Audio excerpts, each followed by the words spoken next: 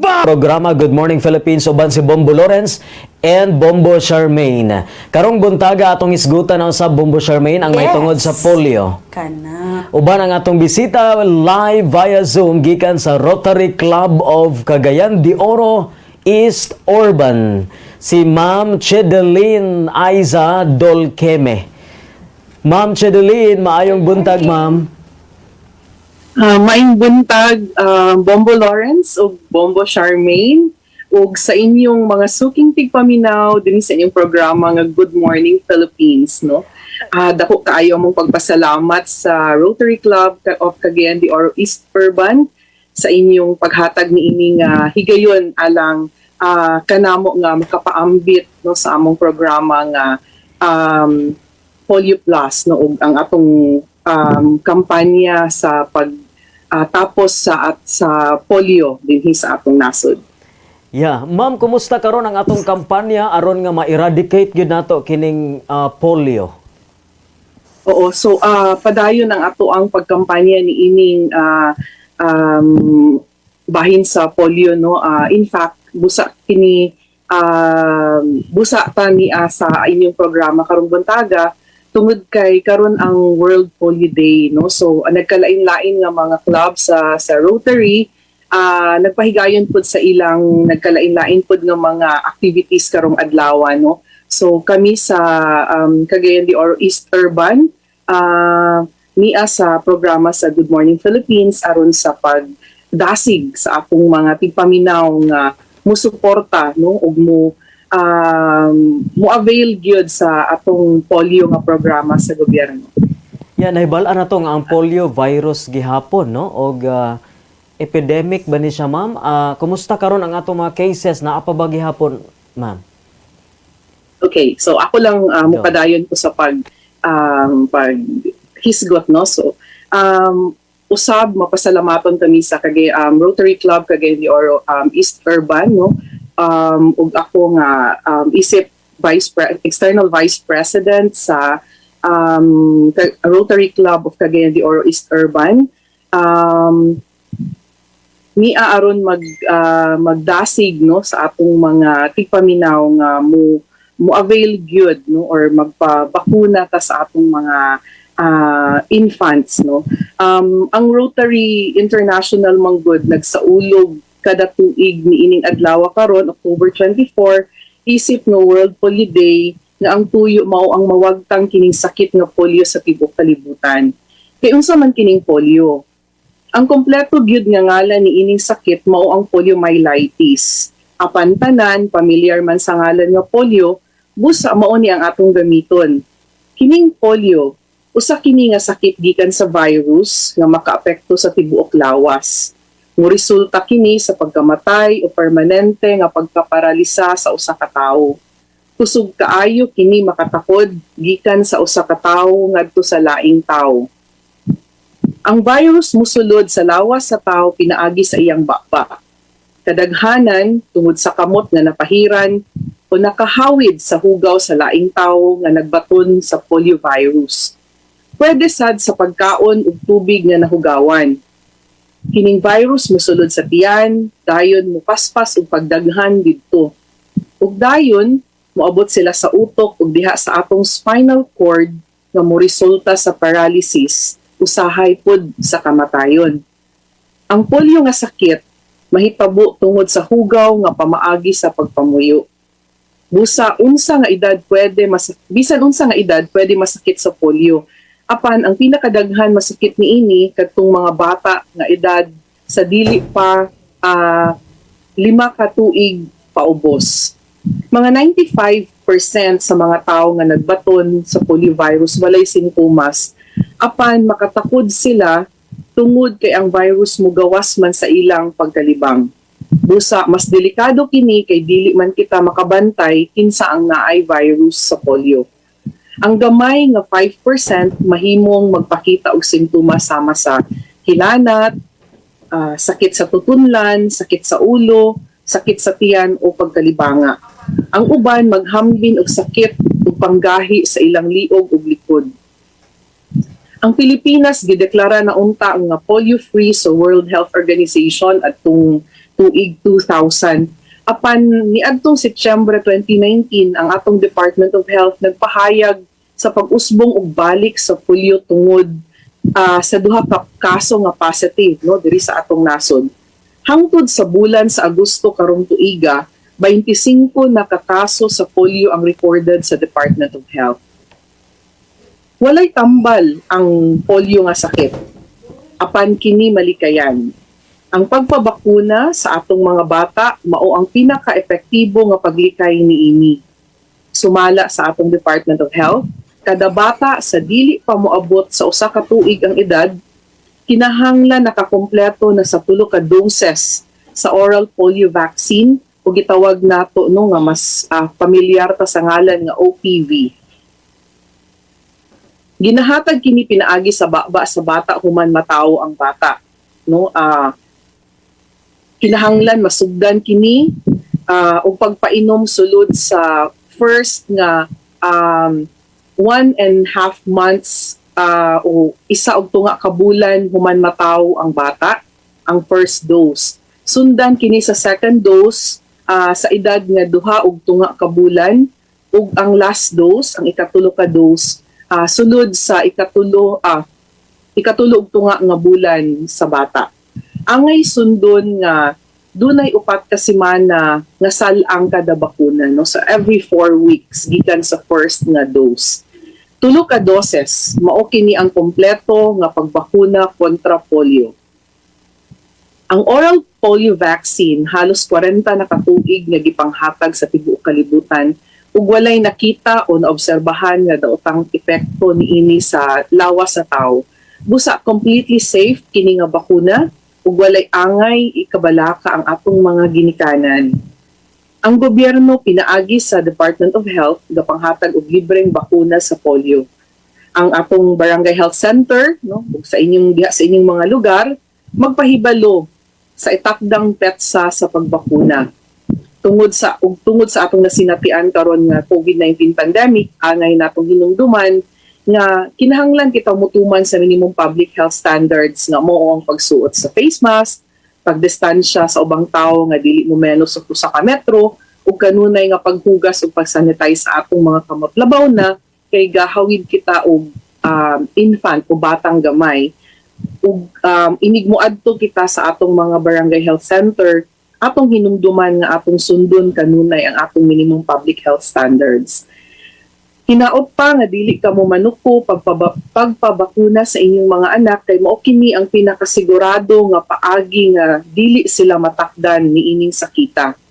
Hangtod sa tanang mga bata makompleto sa bakuna, walay bata nga luwas sa polio. So kana Bombo Lawrence ug Bombo Charmaine ang ato ang mensahe karong buntaga ug ang atong pagpaambit sa atong kampanya batok sa polio. Very comprehensive, Ma'am Shedelyn. So with that, unsa bay ginabuhat karon sa Rotary Club of Cagayan East Urban aron nga masuportahan, may pangingusgan pa ang kampanya sa gobyerno ingon man sa DOH para mawala na gini sa hingpit ang kining polio. Dili na magbalik-balik pa, Ma'am Shedelyn. Bombo Charmaine, tungod sa pandemic, medyo limitado ang atong activities no kung wala pa unta ni COVID-19 kasagaran kaning October 24 dako kini nga adlaw alang sa tanan nga Rotary Club dili lang sa Cagayan de Oro East Urban ug duna untay mga nagkalain-lain nga mga activities aron pagpahibalo sa atong publiko no nga kinahanglan natong madumduman nga tanan nga bata ang atong mga infants no kinahanglan gyud mahatagan sa oral polio vaccine. So karon pinaagi ni ining inyong programa busa dako kaayo among pasalamat nga nahatagan kami ni ining higayon tungod kay daghan man mo og suking tigpaminaw, daghan makadungog sa atong pagpaambit, daghan makadungog sa atong panawagan nga kung duna mo'y infants paningkamutan nato nga within the first nga month usa ka bulan ug tunga ang baby ato nang madala didto sa atong health center sa atong barangay health center ug mapabakunahan batok sa polio aron maprotektahan nato ang atong mga bata, no? Kay sama sa akong giingon kaganina, hangtod dili tanan nga infants mahatagan og oral polio vaccine pinaagi ni adtong schedule nga ako pong nalakbitan, walay bata nga safe ug luwas gikan sa polio nga virus. Ma'am Chadeline, may abot ba, kung wala pa ang COVID-19 pandemic, no, naabay instance, ma'am, nga dunay ginikanan nga nagdumili sa paghatag og polio vaccine ngadto na sa ilang mga infants, o yun sa nato sa pagkumbinser kay para magini sa kaayuhan og kaluwasan sa lamang anak?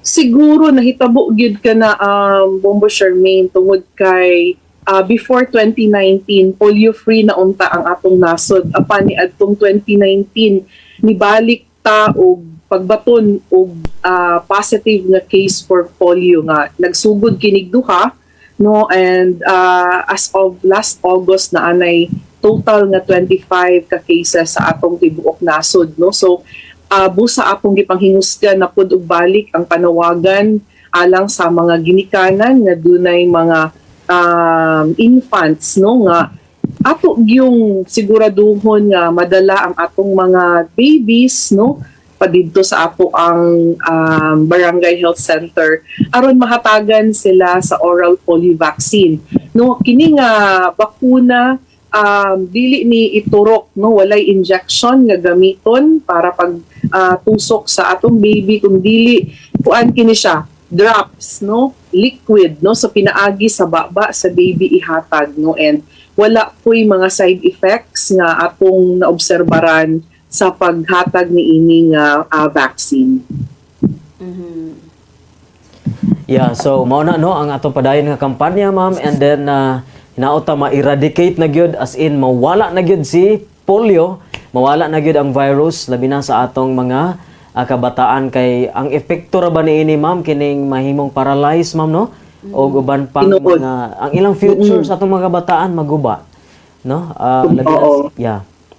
So kini nga kampanya Bombo Lawrence, dili lang kini sa tungod sa pagpanghingusog sa Rotary Club sa tibuok kalibutan, kung dili actually nakasandig kini sa katawhan, no, especially sa atong mga pamilya nga dunay mga gagmay nga bata, 1 and 1/2 months old, ug pataas ato yung paningkamutan nga madala sa health center. Kung kita tanan magpakabana, atong i-remind ang atong kabanayan, ang atong mga kasilinganan nga dunay mga infants nga ilag yung pabakunahan sa oral polio vaccine ang ilahang mga bata, kitang tanan makatinabangay ug magtimbayayong, no, sa pag completely eradicate or completely pag-erase sa polio virus dinhi sa atong nasod. Okay, Ma'am Che, Ma'am, kuha na gyud no, naupos na atong oras. So lastly, ang imong mga mensahe sa atong mga katawhan sa Dakbayan sa Cagayan de Oro. I think ikaw sakop pod sa atong city government sa Cagayan de Oro. So Ma'am Che, imong mga panawagan karon.